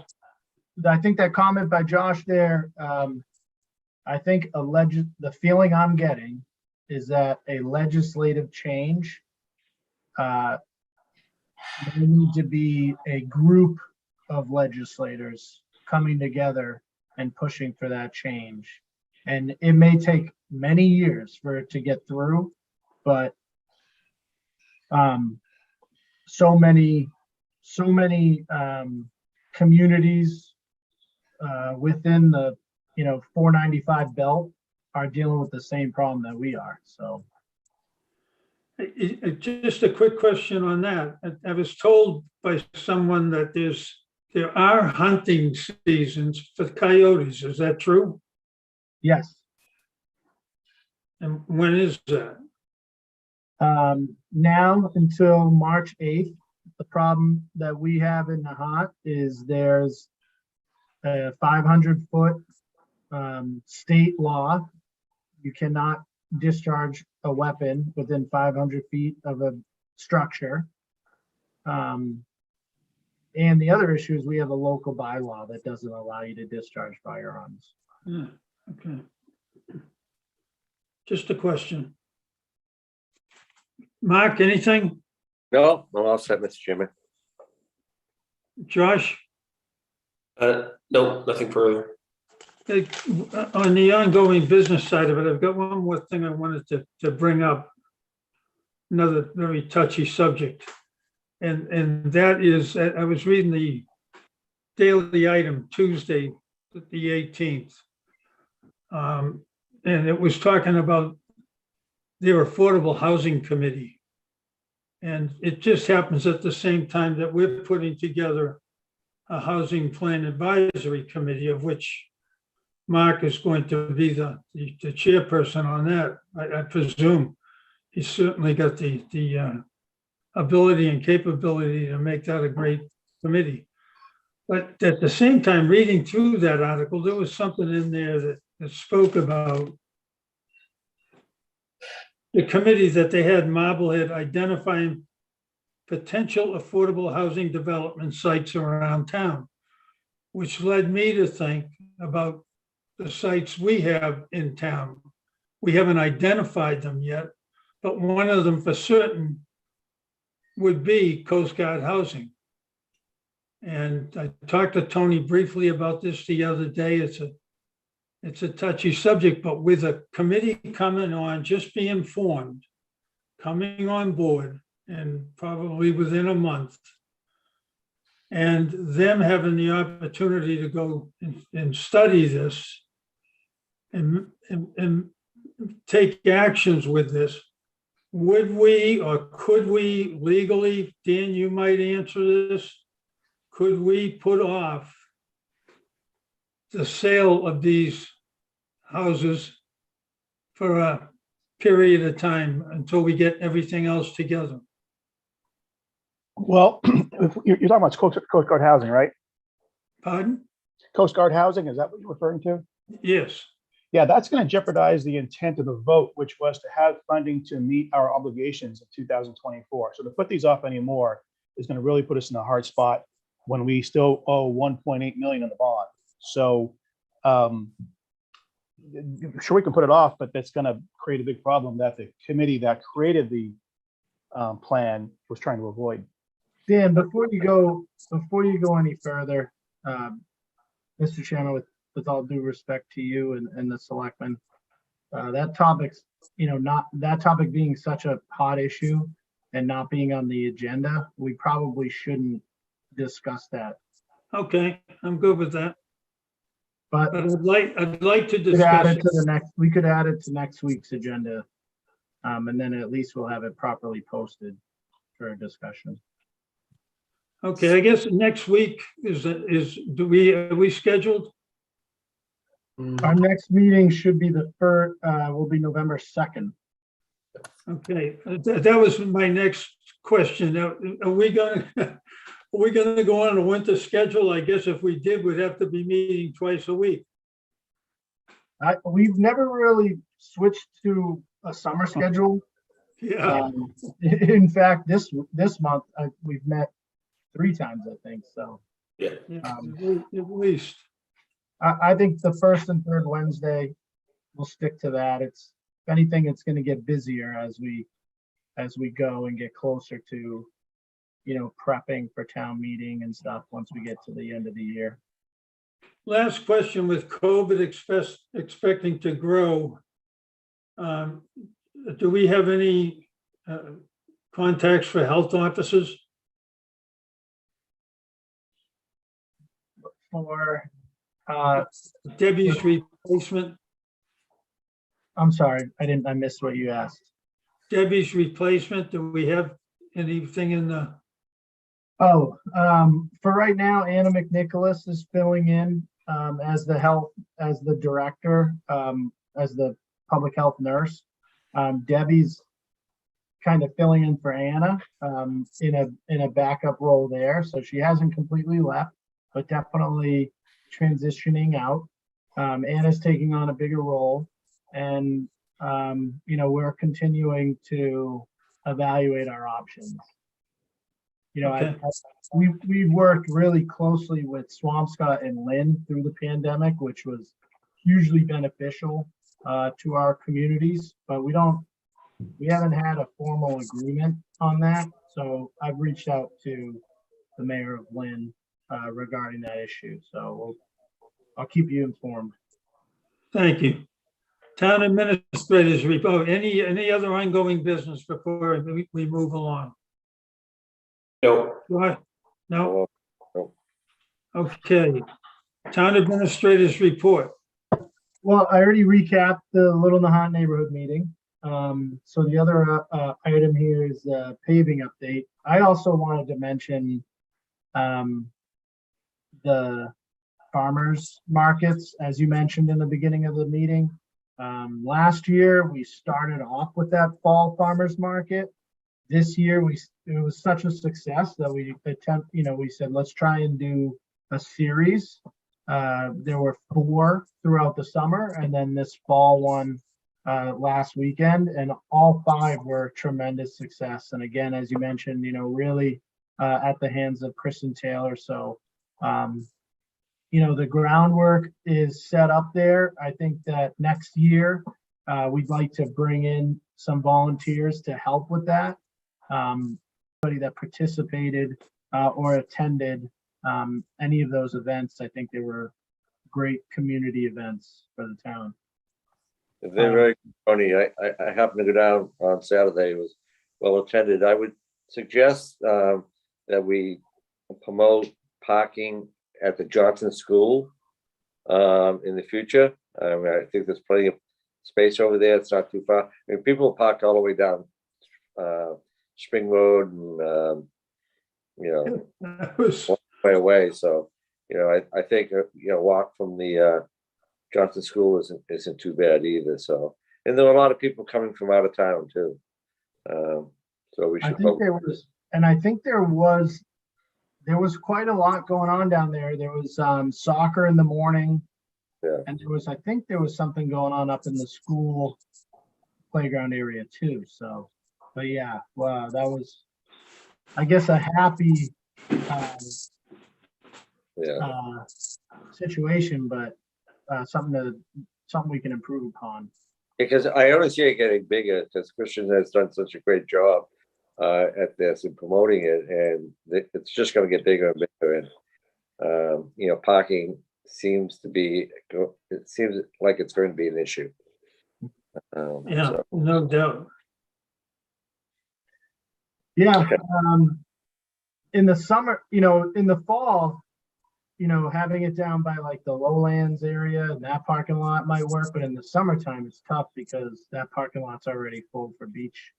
So it's something to think about for sure. Something to think about. Yeah, I know. You look at some of those cars down on Flash Road and stuff, and and then the parking lots at the DPW and fire station.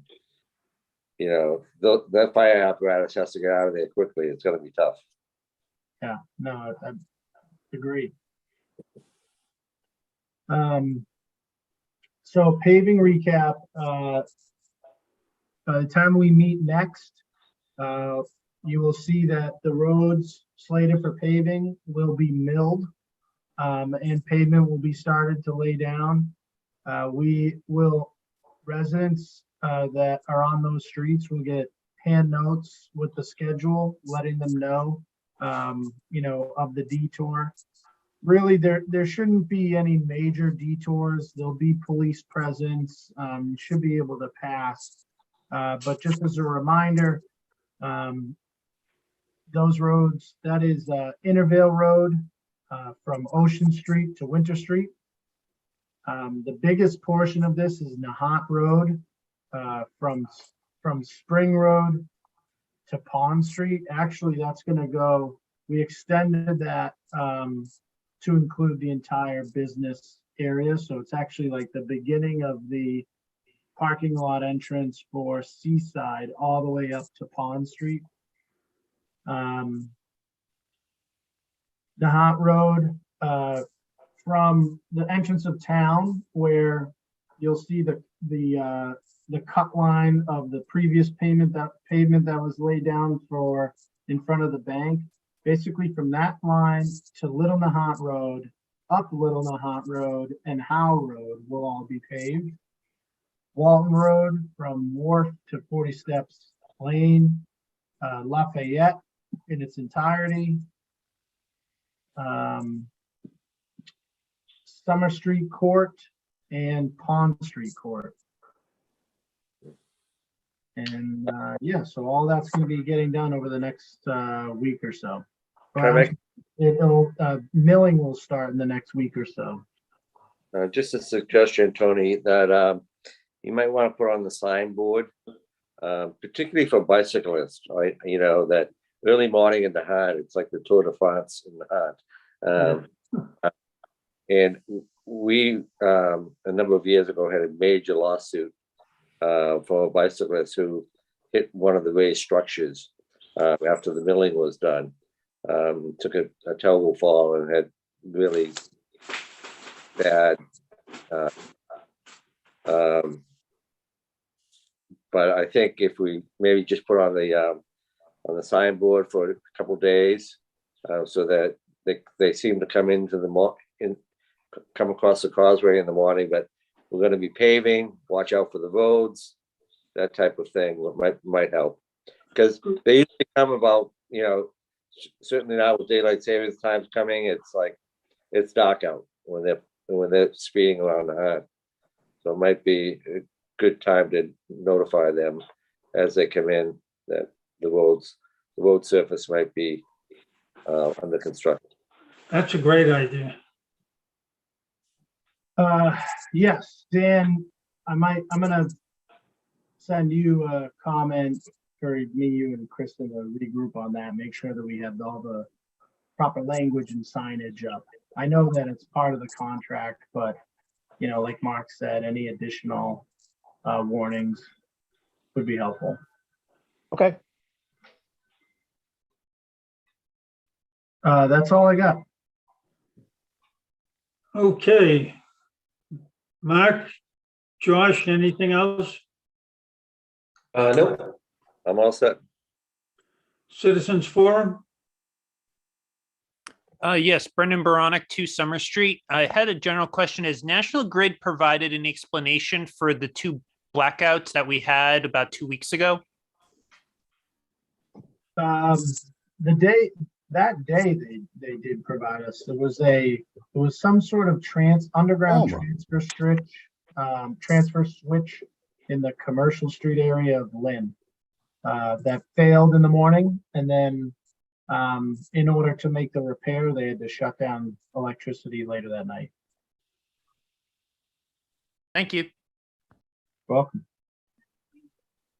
Hello. hey, George. Yes, hi there. How are you? Good. That's good. Good. I want to make a couple of comments. You were talking about the rights of ways, and I'm a big proponent for that. I used to walk the right of ways to make them legal. That was part of the, I guess, the law is you had to walk them at least once a year to keep them viable as viable rights of ways.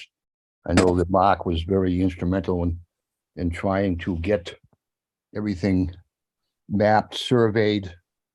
I believe that, and I can't find it, and I'm turning my house upside down. We were provided with a map that showed the rights of ways that were, because I believe the town appropriated something between $5,000 and $7,000 to hire a lawyer. And like you guys said, to survey the rights of ways and make sure they're legal and all this. And over in Little Nahant, you people had stated that Little Nahant's basically been done. Everything has been proven. The rights of ways where they are. There has been signage. Some of the people next to the rights of ways have taken the signage down. My concern is for the right of way at Little Nahant and Wilson Road. I've been asking the town for 20 years. I used to go up there myself when I was healthy enough with my weed whacker, walk down the stairs that were put there over the illegal driveway that kind of impedes the right of way. There was a set of stairs there. Over the years, I guess they were just neglected and they kind of rotted away. The owner of the house that put their driveway on the right of way, when she was living there many, many years ago, she planted, I don't know, 5, 10, 12 trees down the middle of the right of way. And then when she was going to sell the house, she had a landscaper come in and cut the trees away from the house, but did nothing to the right of way. My question is, I've asked Mark about the right of way. He told me that it's very dangerous up there. I spoke to Tony about it too. I walked up there with him. He kind of had the same response. It's too dangerous. Well, you have all kinds of dangerous spots in the heart that are accessed by the public. So I don't think that holds any water. My concern is that nothing's been done to this right away. And many people over here in Little Nahant have asked to get that right away back viable so we can have some access to fishing and also access to the ocean to sit there and look at our beautiful ocean. Over in Big Nahant, you have East Point, Bass Point, 40 Steps. You got all that stuff. Nahant, Little Nahant doesn't have much. So my question is, when are we going to move and get a set of stairs put up there and clear the trees out and make it accessible for people to walk down there? And if not just fishing, at least sit there, read a newspaper, whatever they want to do, and look at the beautiful rocky coastline that Nahant is so famous for.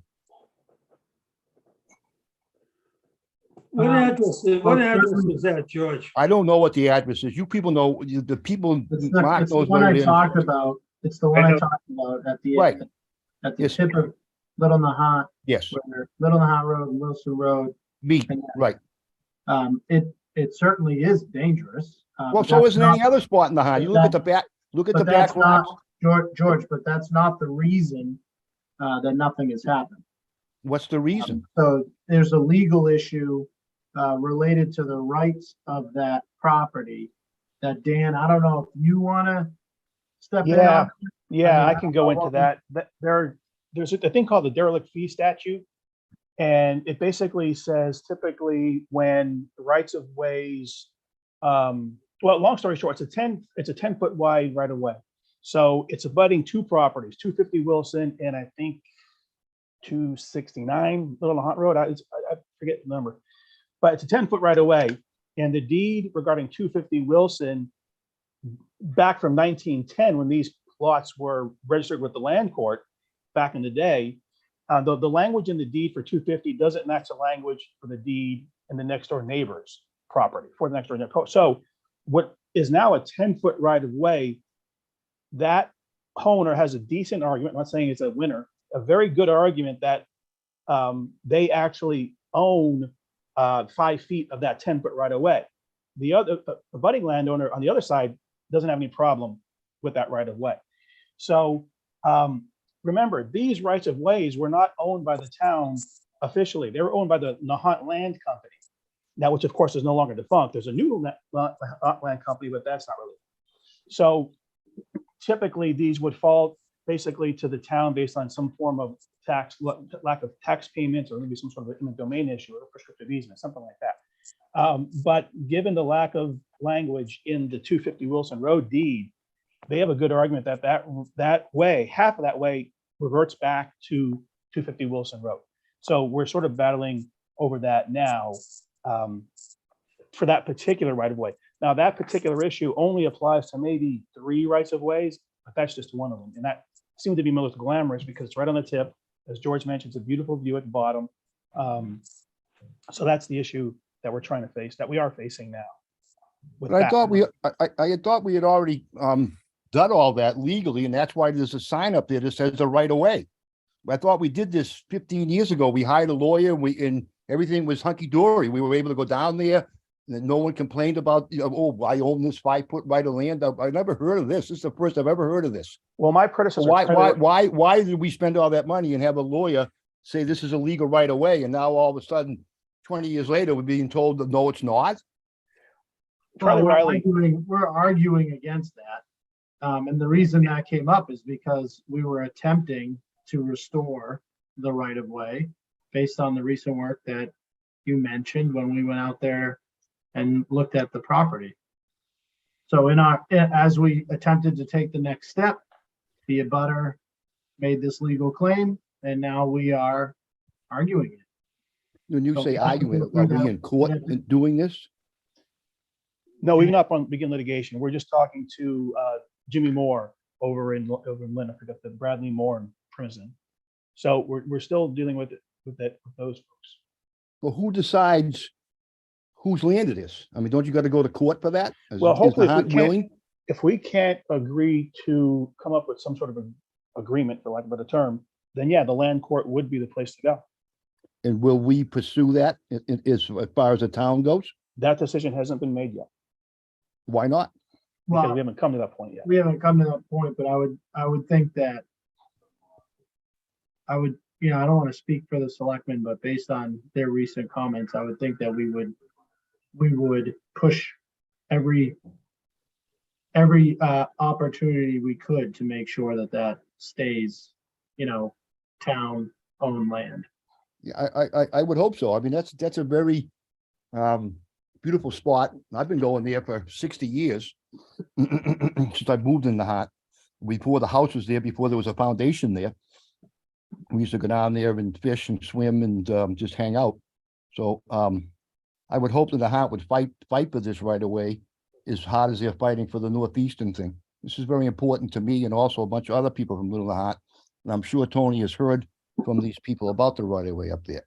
So I would like to be kept informed about what's going on and where we stand eventually and what we need to do to make that right of way viable for the citizens and of Nahant. Yes, George, hopefully it won't go to land court, but if it did, I would be in favor of pursuing it in land court because just as you said, I personally believe that all our public land should be protected in Nahant. Yeah, I agree. And also one other thing, you Tony was talking about the Little Nahant playground. I'm sorry I wasn't on the Zoom call last night. I had no idea. I know the first meeting he had, I believe we got an all call. I didn't happen to see it, or I would have been on there. And I want to thank him for doing this for Little Nahant. I like the picture he showed of this nautical theme. I think that's great. But he didn't mention anything about the bubbler and or the shower and clean off the seeing up your feet and everything like they have at the entrance of on Spring Road at the Coast Guard station up at I can't think of the beach over there by the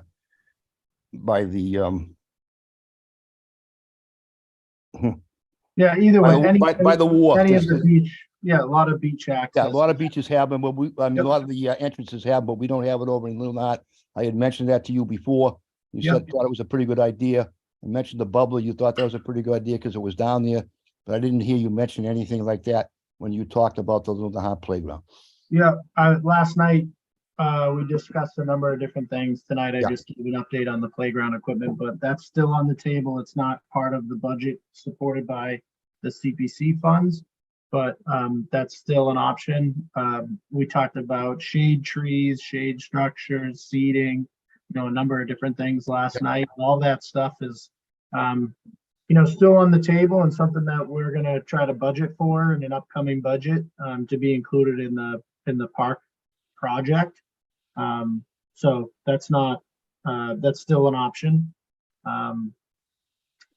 But yeah, no, tonight I was just giving an update on the playground equipment. Well, I appreciate that. I'm so upset with myself that I wasn't on that call last night. Again, I didn't know it was then, or I would have been on there and listened and given my comments, obviously. How did the people that were on the call, how did they get notified, or did they get notified? Or did they just go on the community calendar?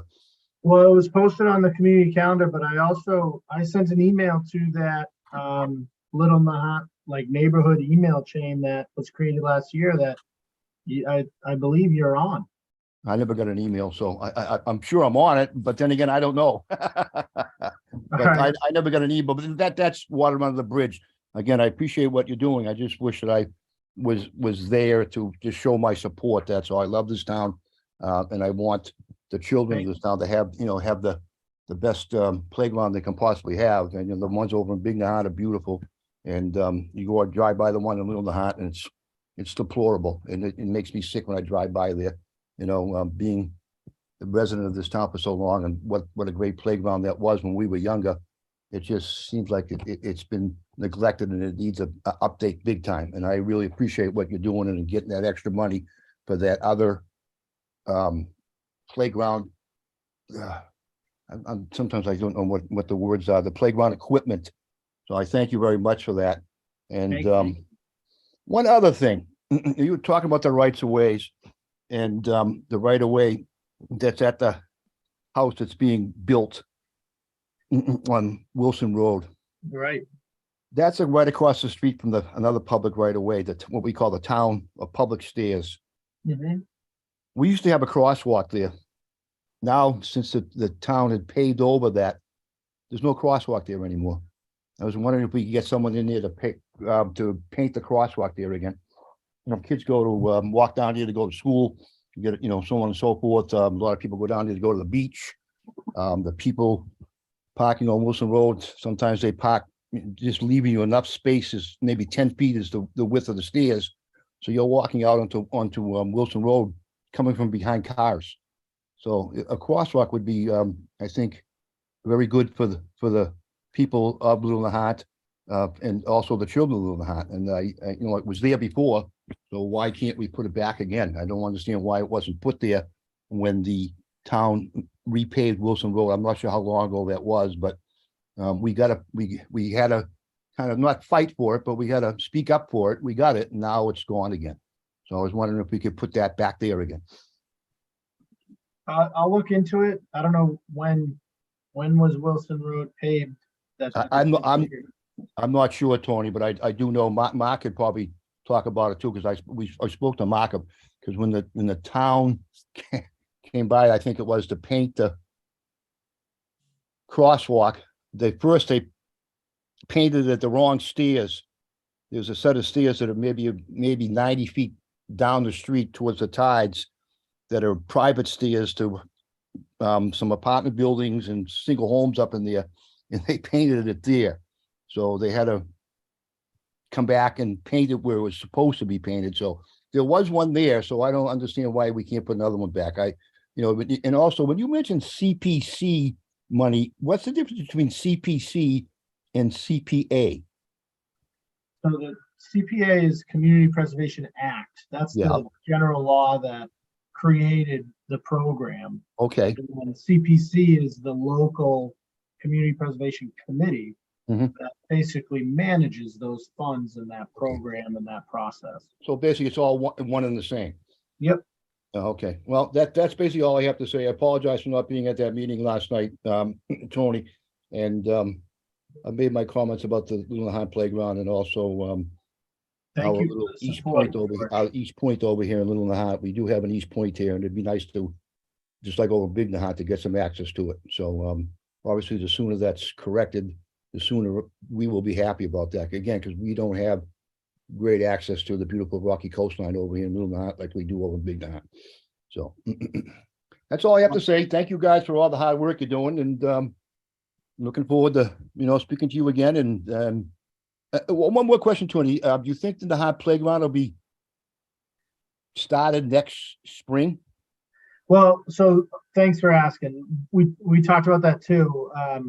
There's quite a lead time on the equipment, but that's actually a good thing, because the way we want to time up this project is the Short Beach Dune gets built, the FEMA funded restoration project of that portion of the dune. We want to do that, which would provide added protection for the playground area. So we want to do that first. Hopefully that's over the next 6 months, and then come in and install the new equipment and restore the area. Sure. So we had the meeting last night, so we could put an order in now. Because there's quite a bit of lead time for that Yeah, equipment. everything's backlogged. I understand all that. I So agree. it would likely be a spring project. Yeah, okay. As long as it's moving forward, that's all I'm concerned about. Again, I want the children not to have the same opportunities I had to have a, wonderful time down there, so it is a beautiful spot. So again, thank you very much. And thank you all for all the hard work you're doing. Thank you, George. Okay, do we have any other conversations to be? I want to follow up a little on what George is saying on that right away.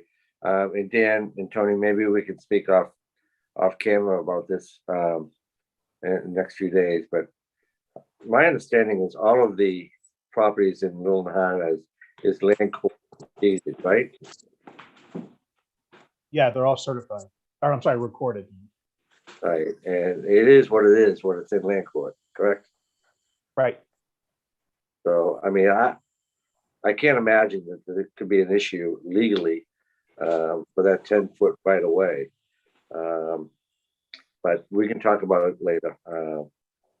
But I think the town is, I'm not an attorney, but I think the town is in probably a pretty good position to make sure that we claim that as a 10-foot right away all the way to the ocean. That would be great, Mark. Thank you very much again. And that makes my heart glad. Again, like I say, it's a beautiful spot over here in Little Nahant, and I've enjoyed many, many years over there. So I would like to have the same opportunity for all our children and grandchildren and great-grandchildren and so on and so forth. And again, I want to thank you, Mark, for all the years of service you've done. You talk about Cynthia C as well.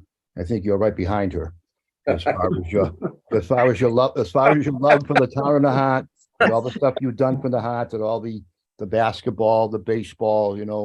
I recognize all this. I may not speak up. I'm not the best speaker in the world, as you people know, but I try. And again, you guys are all volunteers, and you're taking time out of your busy schedule to do this. And I think you've done a bang up job. Yeah, everybody makes mistakes. We're human. I understand that. But overall, you guys are doing a great job. And again, I want to thank you. I don't think I say that enough to you people. I know sometimes I feel like I'm barking at you, but it's really not that way. Since I just get frustrated sometimes because I can't get out of my head into my mouth what I want to say.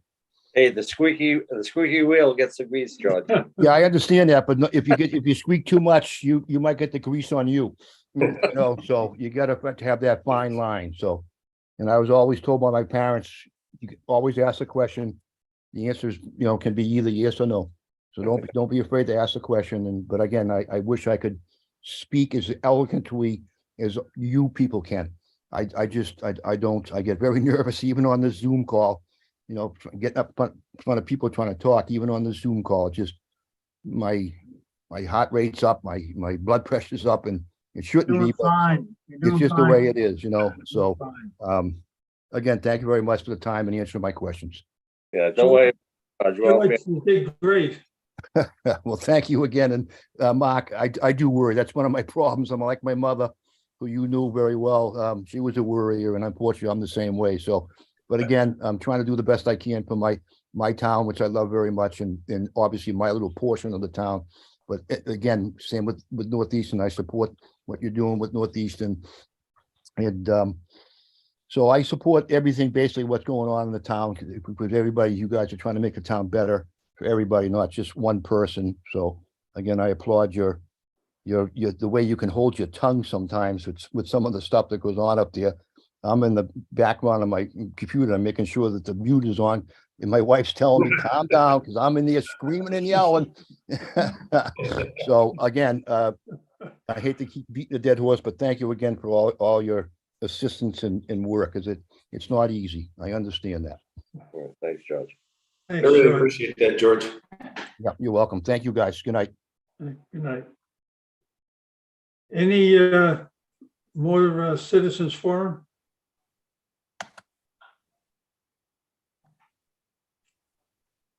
None?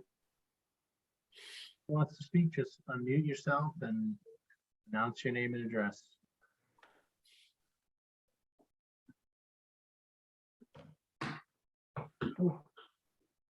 Okay, hearing none. How about a motion for adjournment?